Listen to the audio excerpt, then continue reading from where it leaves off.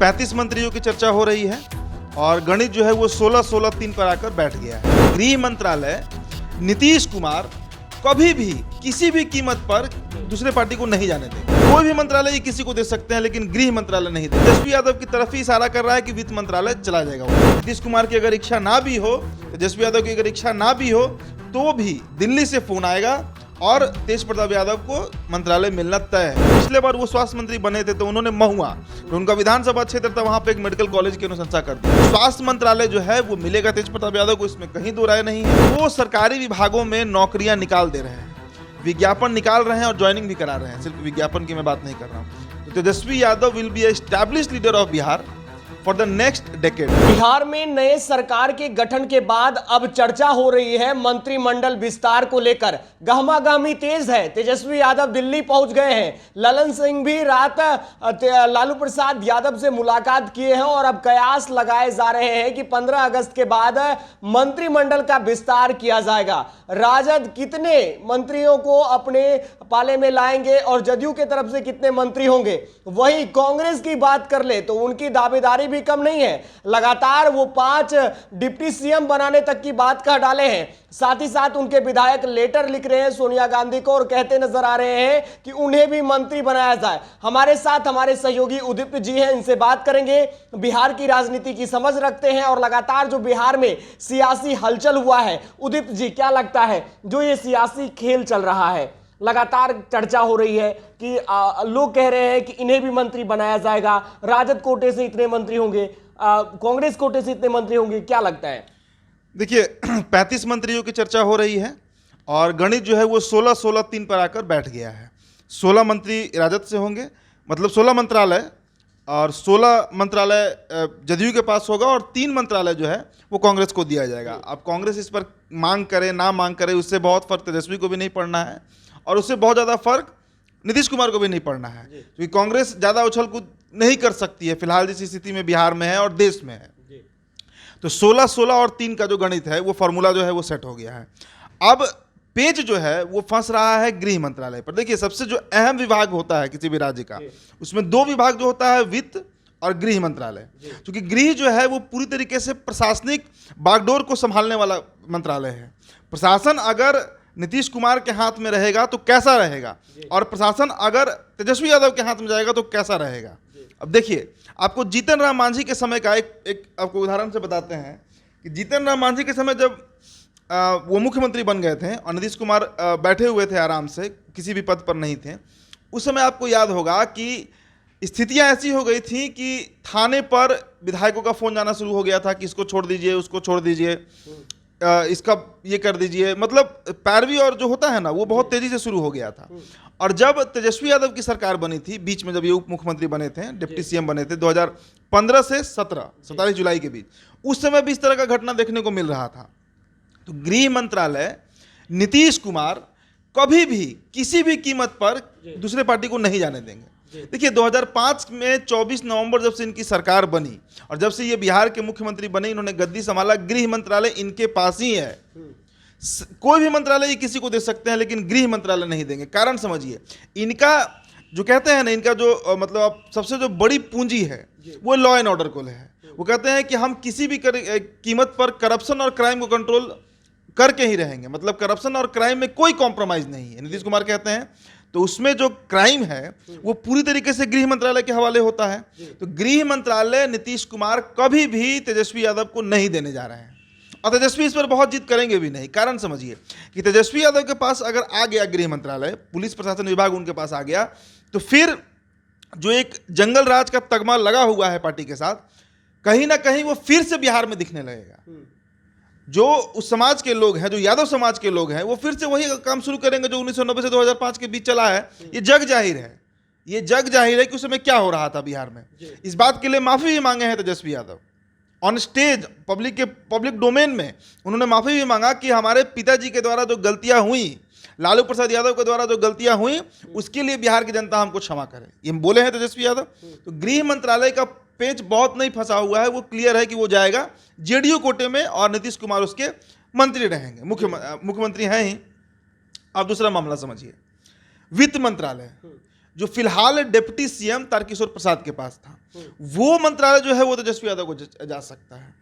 वो पक्के तौर पे तो नहीं, लेकिन जो चांसेस है वो तेजस्वी यादव की तरफ ही इशारा कर रहा है कि वित्त मंत्रालय चला जाएगा उनके पास।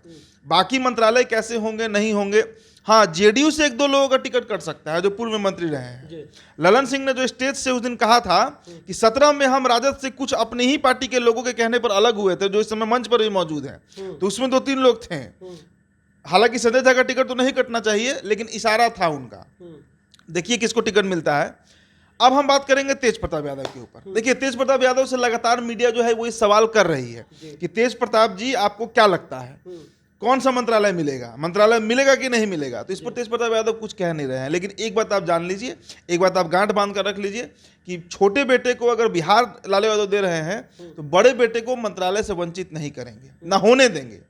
नीतीश कुमार की अगर इच्छा ना भी हो, तेजस्वी यादव की अगर इच्छा ना भी हो, तो भी दिल्ली से फोन आएगा और तेज प्रताप यादव को मंत्रालय मिलना तय है। उदीप जी, लगातार जो मीडिया में खबरें चल रही है, तेज प्रताप यादव कह रहे हैं कि स्वास्थ्य विभाग में उन्होंने पिछले बार जो है काम आधा अधूरा छोड़ा था, वो काम पूरा करेंगे। तो क्या स्वास्थ्य मंत्रालय नीतीश कुमार तेज प्रताप यादव को सौंपने जा रहे हैं? सौंपना ही पड़ेगा, क्योंकि देखिए ये गठबंधन जो है ये बहुत कॉम्प्रोमाइज करके गठबंधन बना है। नीतीश कुमार खुशी से भी और मजबूरी से भी इस गठबंधन में आए हैं। तो स्वास्थ्य मंत्रालय नीतीश कुमार के लिए कोई बहुत प्रायोरिटी रखता भी नहीं है, वो तेज प्रताप को दे दिया जाएगा। और देखिए तेज प्रताप क्यों लेंगे, उसी मंत्रालय के पीछे वो क्यों पड़े हुए हैं। आपको याद होगा जब पिछले बार वो स्वास्थ्य मंत्री बने थे तो उन्होंने महुआ, जो उनका विधानसभा क्षेत्र था, वहां पे एक मेडिकल कॉलेज की अनुशंसा कर दी थी, बन भी रहा है। तो इस बार अगर वो बनेंगे तो और उस दिशा में काम करेंगे, क्योंकि अगला चुनाव उनको महुआ से लड़ना है। इसके लिए तो बजाते उन्होंने औपचारिक ऐलान भी कर दिया है, क्षेत्र में जाकर घूमे भी हैं। तो स्वास्थ्य मंत्रालय जो है वो मिलेगा तेज प्रताप यादव को, इसमें कहीं दो राय नहीं है।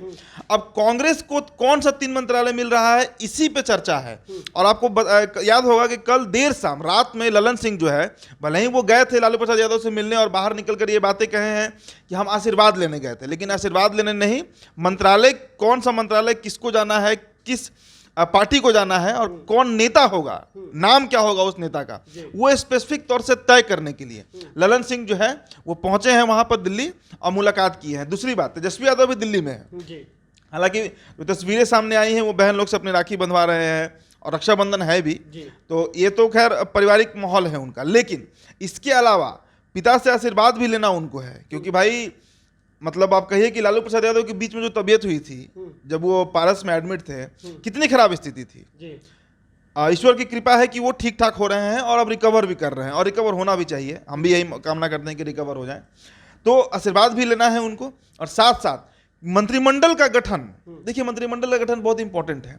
अब्दुल बारी सिद्दीकी जो सीनियर लीडर्स हैं, क्योंकि एक आरोप अभी लगा है तेजस्वी यादव के ऊपर एमएलसी के टिकट बंटवारा में कि युवा ब्रिगेड को वो खड़ा कर रहे हैं। कारी शोएब को टिकट दिए, रमेश पांडे को टिकट दिया उन्होंने एमएलसी का, मुन्नी रजक को उन्होंने टिकट दिया, लेकिन शिवानंद तिवारी हुए, अब्दुल बारी सिद्दीकी हुए, श्याम रजक हुए, ये कैडर जो सीनियर कैडर लीडर था इनको बाहर कर दिया ये। तो अब ये समय है जब अब्दुल बारी सिद्दीकी को कोई मंत्रालय मिल सकता है। अब ये समय है जब मतलब जो सीनियर लीडर्स हैं आरजेडी में उनको मंत्रालय मिल सकता है।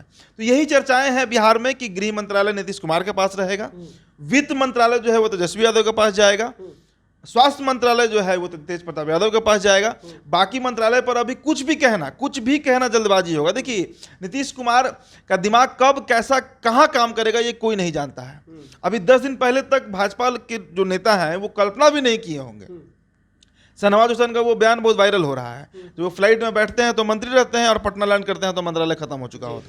तो आप इससे अंदाजा लगा लीजिए कि जब भाजपा के अंदर के लोगों को नहीं पता चला कि क्या मसला है, क्या मामला है, क्यों नीतीश कुमार पलटी मार गए, क्यों नीतीश कुमार उधर चले गए, तो ये अभी कुछ नहीं कहा जा सकता है। लेकिन तेजस्वी यादव के लिए ये समय जो है वो लिटमस टेस्ट का है। तेजस्वी यादव अगर अगले 2.5 से 3 सालों में, जब तक की सरकार है 2025 के अक्टूबर तक, अगर इस दरमियान वो सरकारी विभागों में नौकरियां निकाल दे रहे हैं, विज्ञापन निकाल रहे हैं और ज्वाइनिंग भी करा रहे हैं, सिर्फ विज्ञापन की मैं बात नहीं कर रहा हूं, तो Tejashwi Yadav will be established leader of Bihar for the next decade. अगले 10 सालों के लिए, 1 दशक तक के लिए मानकर चलिए तेजस्वी यादव। देखिए नीतीश कुमार बिहार की जनता के डीएनए में अब रच बस गए हैं, कैसे भी हो बिहार इनको एक्सेप्ट कर लेता है और उनका पॉलिटिकल जो करियर है वो अब अपने अंतिम पड़ाव पर है। अब अंतिम उनको 24 लड़ना है, जीते तो जीते, नहीं तो संन्यास ले लेंगे। लेकिन तेजस्वी यादव के सामने अभी पूरी उम्र पड़ी है, इसलिए खुद को वो किसी भी विभाग में जाए वो खुद को, और देखिएगा वित्त मंत्रालय वो इसीलिए लेंगे ताकि फंड का जो मैनेजमेंट है बजट का, उसमें सरकारी नौकरियों के लिए वो जगह बना पाए। और 10 लाख बोले हैं, 10 लाख नहीं, अगर 5 लाख भी वो कर दें, 4 लाख भी कर दें, तो बिहार उनको अपना लेगा, बिहार उनको सराखों पर बैठा लेगा। इसलिए तेजस्वी यादव के लिए ये 2.5 साल बहुत क्रूशियल होगा, बहुत क्रूशियल होगा। उनके अगले कम से कम 20 सालों की राजनीति जो है ये 2.5 साल तय कर देगा।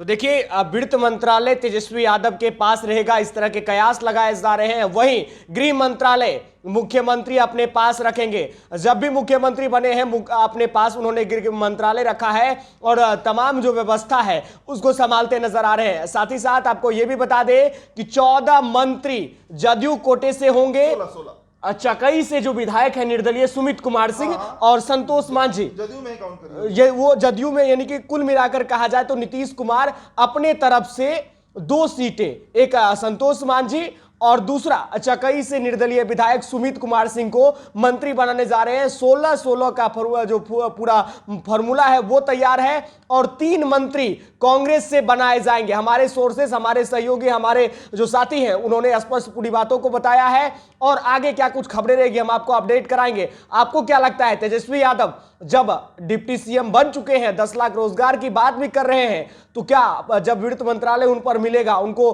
बड़ी जिम्मेदारी मिलेगी, तो क्या युवाओं को रोजगार देंगे? कमेंट बॉक्स में लिखिए। आपके कोई सवाल है उदीप जी से पूछना हो तो लिख डालिए, हम अगली खबर में मिलेंगे, आपके सवाल को रखेंगे। इस खबर में इतना ही, बहुत बहुत धन्यवाद।